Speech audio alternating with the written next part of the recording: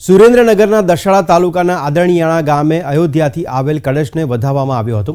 દલિત સમાજની બાળાઓ દ્વારા કળશનું સ્વાગત કરવામાં આવ્યું હતું। કળશમાં આવેલ ચોખા ગામમાં 2 કિલોમીટર ફરીને રામજી મંદિરમાં સર્વે સમાજ દ્વારા આરતી ઉતારવામાં આવી હતી। ગામમાં દરેક ઘરે આમંત્રણ સ્વરૂપે આપીને 22 તારીખે સર્વ સમાજ ઉલ્લાસભેર હાજર રહે એ માટે આમંત્રણ સ્વરૂપે આપવામાં આવશે। આજે આ યાત્રામાં આશરે 1000થી વધારે લોકો જોડાયા હતા। આ કળશનું મંદિરમાં પૂજન કરાયું હતું।